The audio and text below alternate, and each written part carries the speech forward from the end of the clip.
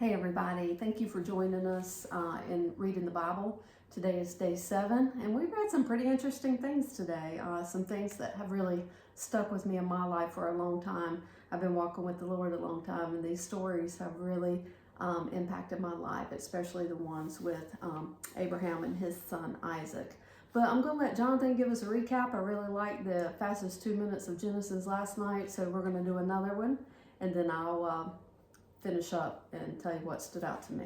All right, everybody, hold on. I'm going to go rumbling, bumbling, stumbling through these next chapters of Genesis. So, to pick up tonight, Sarah was not particularly happy about Abraham's other wife and son. So, she's like, they need to get out of here. So, Abraham said, I don't know about this. God's like, don't worry about it. I got you. Do what she says. So, he gives them some water skins, sends them out into the desert.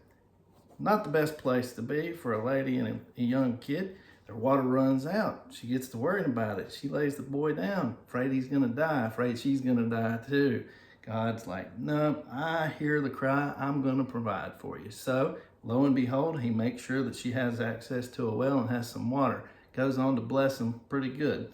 Next thing that happens, there is a treaty that has to be made with our friend Abimelech. So, apparently, Abraham's servants and Abimelech's servants had a squabble over a well. Well, why is that? Because out in this particular part of the world, water rights are very important. And apparently, Abraham's servants are the ones who dug this well, and Abimelech's servants are the ones who forcibly took it. So those two men came together, they had a discussion, and then they agreed that it was Abraham's well. Then, the next part. This one is tough. If you've never really looked at this particular verse, it's difficult to deal with. So, after all this time, Abraham's an old man, Sarah's an old woman. They finally have a son. Isaac is the son. Well, God tells him, hey, I want you to take this boy. I want you to take him out. I want him to be the sacrifice. So, Abraham loads up a couple of servants, loads up the wood, loads up the fire, takes Isaac, and they go on a journey. A couple of days out, he tells the servants, stay right here. Me and the boy are going to go on ahead. At that point, we all know how this ends. Abraham ended up sacrificing Isaac. No. That ain't how it worked. What happened? So he did tie him up. He laid him on the altar. He had the knife ready. And Isaac asked him, hey, where's his sacrifice? And he had to lay his son out there as the sacrifice. But right as Abraham was getting ready to use the knife, angel of God said, don't touch him, don't lay a hand on him, don't hurt him, let him go. And they looked over in the thicket and found a ram. And then, so they got the ram, and Abraham sacrificed the ram, and all was well. But that was a cliffhanger there for a minute. Yes. Then, so Sarah, she's been through a lot. Well, her time on earth is now done. 127 years old, she dies. Well, now, of course, Abraham wants to bury her. Well, he's not living in a place that he owns a lot of land at this point, and so he has to buy a burial plot. So he's there with the Hittites, and he said, I want to buy this particular cave. It suits me for burying her. They're like, nope, we'll give it to you. He's like, nope, I want to buy it. They said, nope, we're going to give it to you. He said, nope, I want to buy it. So, what's it worth? Yep, he said, what's it worth? And the Hittite threw out a figure. Abraham said, done. So they deeded it over to Abraham, and that was where he buried her. Then the next thing is that Abraham's father, Terah, ended up passing away at the ripe old age of 205 years old. Then after that, Abraham wants to make sure that Isaac has a wife, but not just any wife. He doesn't want a wife from the people that they're living among. So he gets his servant to promise him, hey, I want you to find Isaac a wife, but I do not want you to find a wife from here. I want you to go back to my people, to my clan, and find a wife there. And the servant says, well, goodness, Abraham, this is a tall order. What if I find a woman, but she won't come back with me? So Abraham says, if that's the case, he said, you will be set free from this oath that you're giving me. He said, but the Lord's going to go before you, and he's going to make this thing work out. So lo and behold, the servant gets the camels together, all the riches, everything that Abraham wants to send with them. He goes out and he parks his camels right next to the well in the evening, because that's when the women folk come out to do what? gather water. Yep. Water. Get some water. So the servant, he's a pretty smart dude. He decides, I'm going to let God show me who's the right woman for Isaac to make his wife.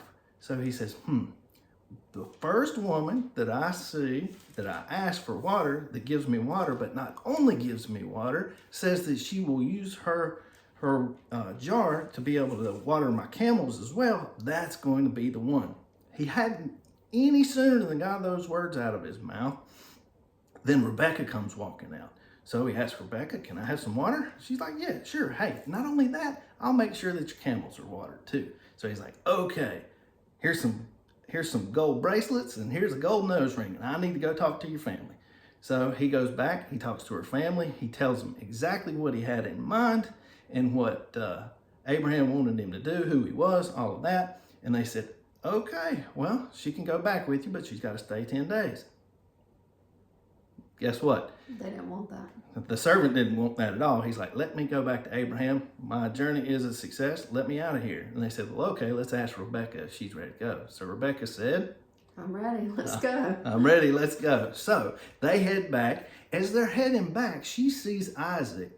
And she's like, hey, who's that guy right there? To the servant. The servant said, that's my master. That's Isaac. Well, as Isaac comes out, he's like, who is this Rebecca character?